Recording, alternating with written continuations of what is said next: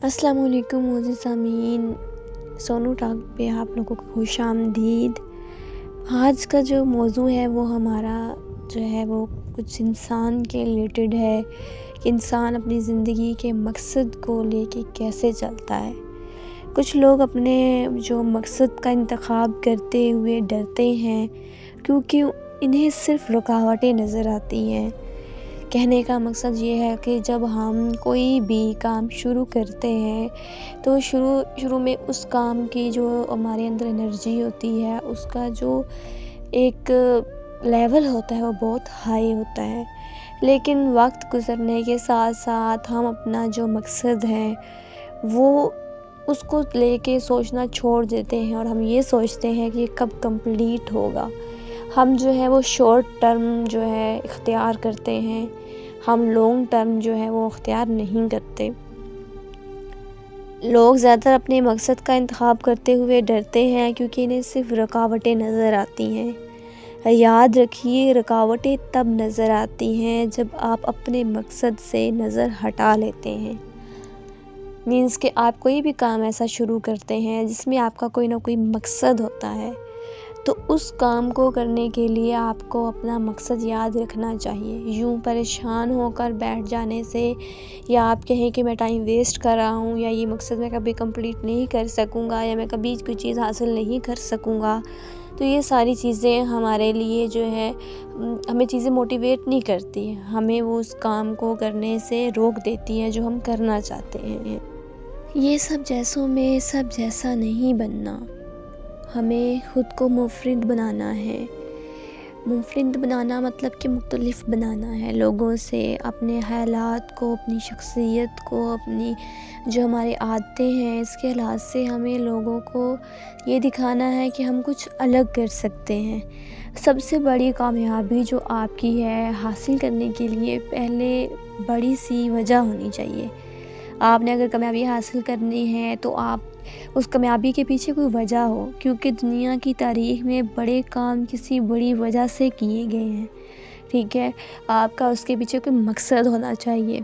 कोई भी काम स्टार्ट करने से पहले हम सोचते हैं कि यार ये काम मैं स्टार्ट करूँगा, जो उससे हासिल होने वाली चीज़ होगी मैं फ़लाँ जगह ख़र्च करूँगा। जैसे कि हम कोई भी अपना छोटा मोटा कारोबार शुरू करते हैं तो उसके जब हम काम शुरू करते हैं तो हम सोचते हैं कि हम काम शुरू करने से जो है जो भी हमें फ़ायदा होगा हम उसके ज़रिए लोगों की मदद करेंगे या अपने वालिदैन की जो है खिदमत करेंगे इस तरह से।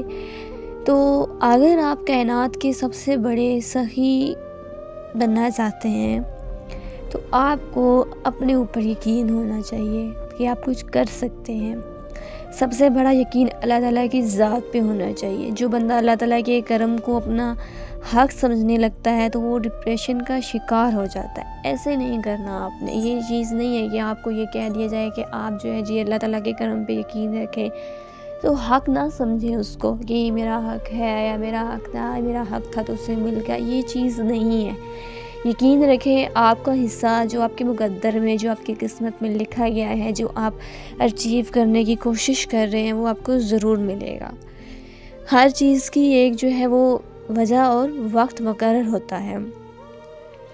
तो अगर आपको यकीन है कि कामयाबी मेहनत से नहीं किस्मत से मिलती है तो आप मेहनत के लिए कभी तैयार नहीं होंगे और ये यकीन आपको नाकाम कर देगा। ठीक है, लेकिन अगर आपको ये यकीन है कि आप जो मेहनत कर रहे हैं ना उस मेहनत के ज़रिए आप उस चीज़ को अपनी किस्मत बना लें, तो फिर आपका ये यकीन जो है आपके लिए करामत साबित हो सकता है। ठीक है, और अल्लाह ताला का करम अगर हो जाए ना, अगर हम पर करम हो जाए तो सालों की मेहनत का जो फल है लम्हों में मिलने लग जाता है।